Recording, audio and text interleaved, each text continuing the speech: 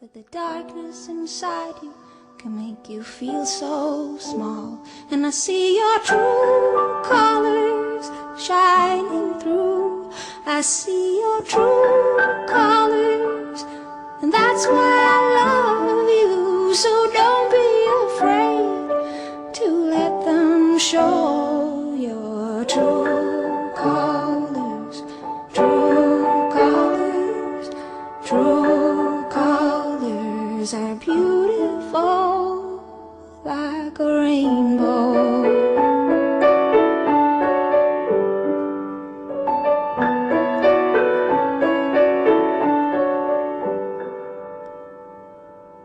Show me a smile then. Don't be unhappy, can't remember when I last saw you laughing. If this world makes you crazy and you're taking all you get, then you call me up, because you know I'll be there. And I see your true colors shining through.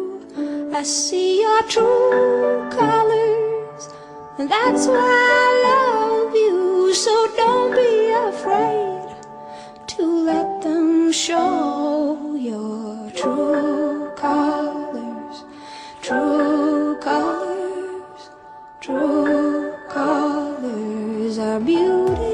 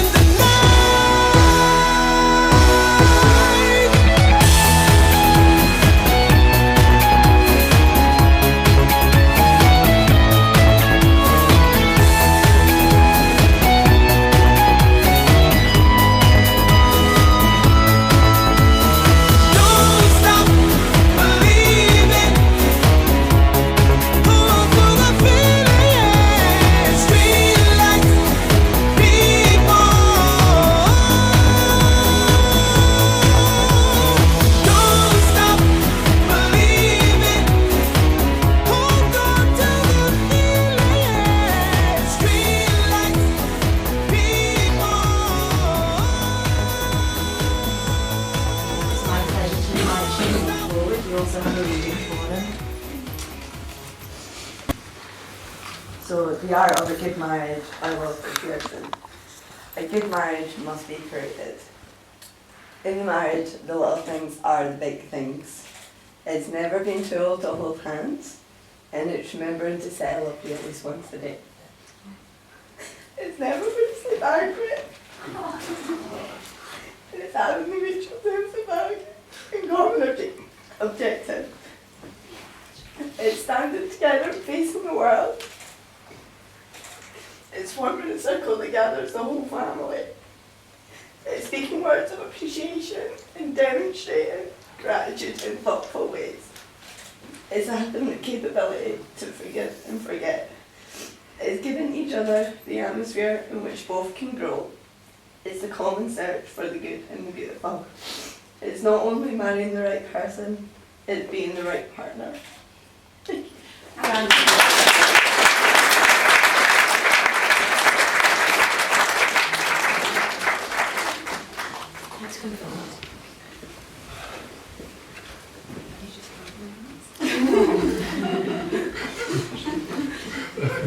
Okay, so this reading is taken from Captain Corelli's Mandolin.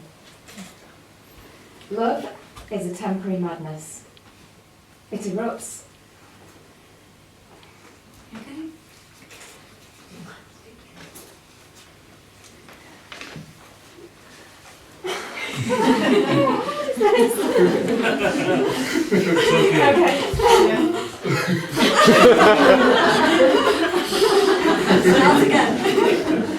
This reading is taken from Captain Corelli's Mandarin by Louise.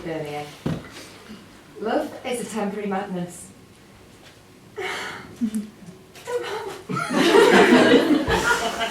It's a temporary madness.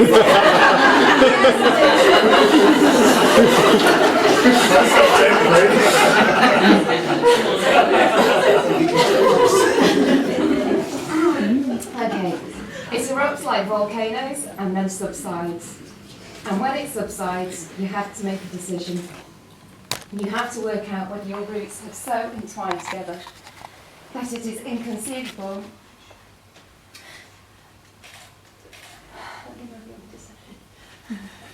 Okay, it's inconceivable that you should ever part. Because this is what love is. Love isn't the breathlessness, it's not the excitement, it's not the promulgation of eternal life and passion. This is just being in love, which any fool can do. Love itself is what is left over when being in love has burnt away. And this is both an art and a fortunate accident. Those that truly love have roots that grow towards each other underground. And when all that pretty blossom has fallen from their branches, they find that they're one tree and not two. And I'm so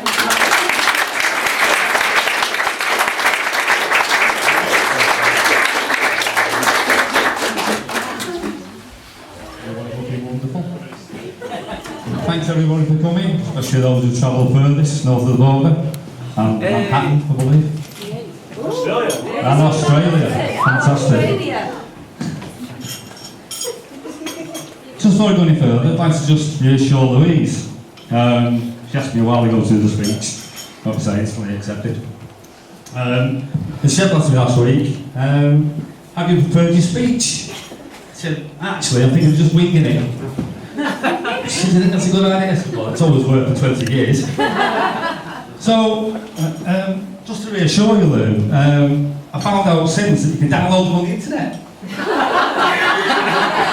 So, I did this morning. Might not be relevant. Well, Have you changed the name? no.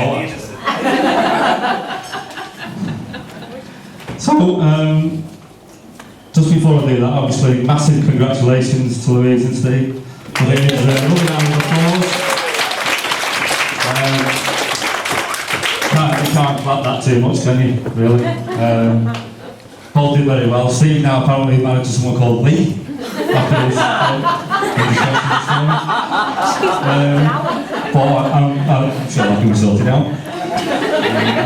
So, thanks to Lou and Steve for inviting me to make the speech. It's a massive honour. It's a happy occasion. But also we're remembering that there's two special people missing from this event this evening. Ted and Delma. Ted's shoes are too big to me to fill, but I think I have an idea of what he would have said. He'd have said how proud he is of Lou, how proud she's a successful business, her own house, and now found someone she can be happy with. Just a little pointer at this point for Steve, that apparently on the bride's wedding day, the first things he sees are the aisle, the altar, and you. And that's what she's thinking. Think about that one for a bit. I feel as though I'm not as much losing a sister-in-law at this point as gaining someone who can help me climb mountains, throw myself off cliffs, cascade down rivers. But to be honest, we were hoping for a plumber.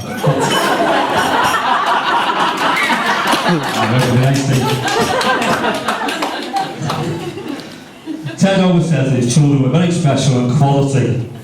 And Louise is exactly that, which is quality. You've done well, Steve. She has. And at this point, I think it's just time for the toast because I've only got one page off the internet.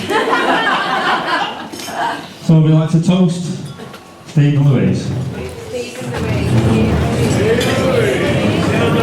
Some people would say it's the main event, but I'd like to hand over to a very dear friend of mine. We're almost like brothers, to be fair. We're probably past brothers, to be fair. Yeah. And which is a very special person to me. He's been there through a lot of hard times for me and a lot of great times. And he's flew all the way over from New York to keep me awake every fucking night. He's snoring. He's so special that way. And he's told me it won't take much more than 45 minutes for his speech. Well, really, oh, really. And but please welcome Romeo Lazanovich. Hey!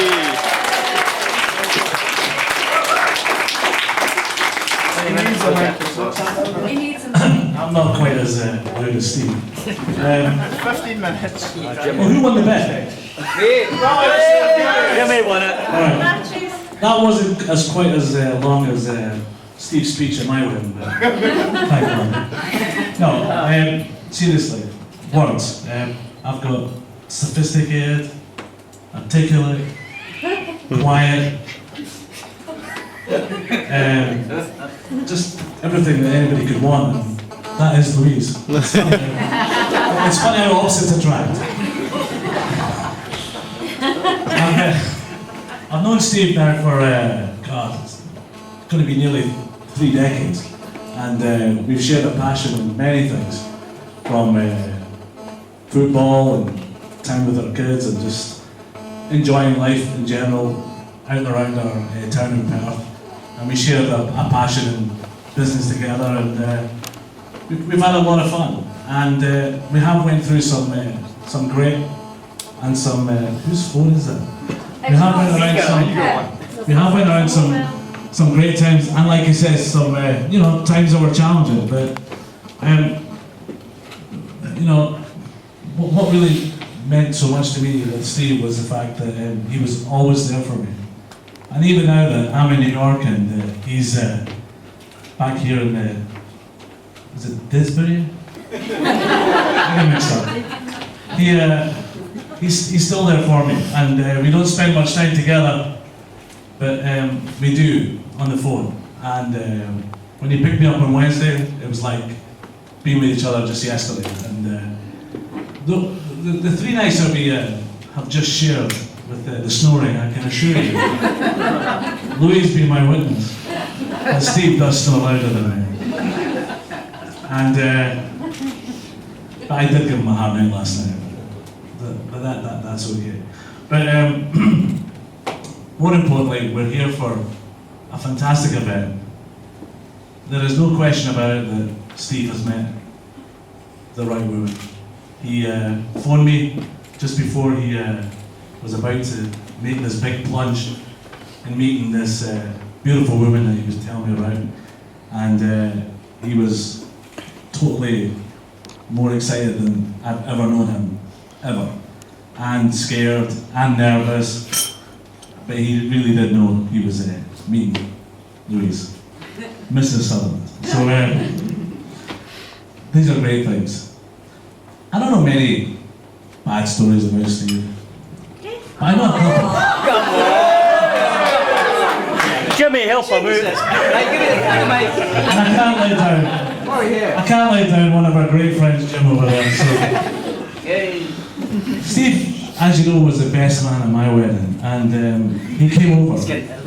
But the funny thing about it, I said to Steve, I'm getting married on November the 12th. He goes, are you? I said, yes. Married in New York? I said, absolutely, and I need you there. He goes, all right, I'll definitely be there. And he says, good luck with all that. And then a couple of days later, he phoned me and says, November the 12th. I said, yeah. Is there any chance you can make that November the 7th? And I says to him, what do you mean? He says, well, I've decided I'm going to tour Central America. And the cheapest flight that I can get is November the 7th. You know, there's a word in Scotland we use, it's called canny. And Steve certainly is a canny man. Needless to say, I said, there's no way I'm moving it. But he did the right thing, and he came a week before I got married, and he was there for me. I hope as much as I was there for you. I hope I repaid the favour. Another story, which was related to the wedding, was he after the wedding, he says, so you're going away for 2 weeks? I said, yeah, I'm going away for 2 weeks. We're going on honeymoon. And he goes, why? He goes, can I stay at your house for 2 weeks? I said, you're not going back to Perth?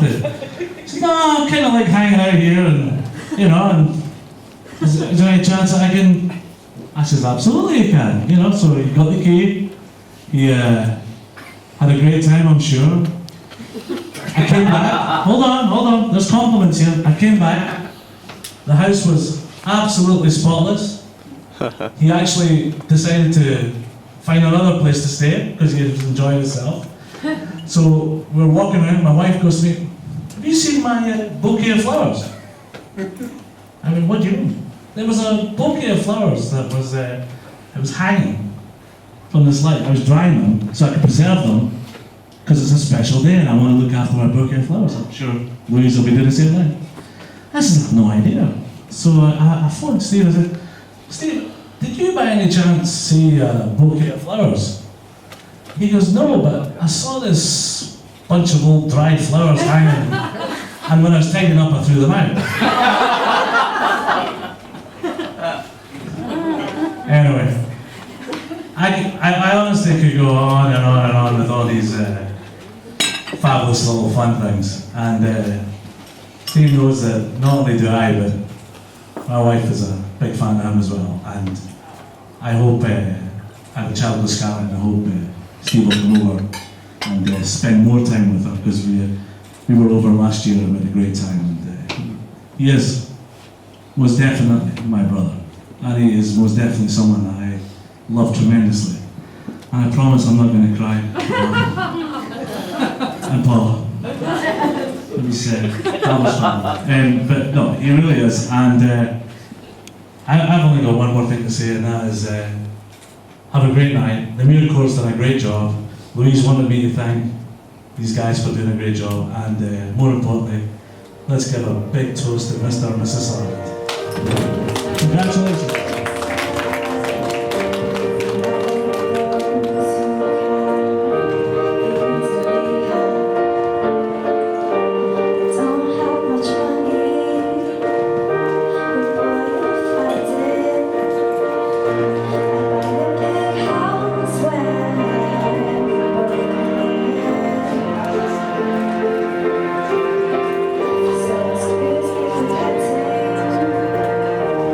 Please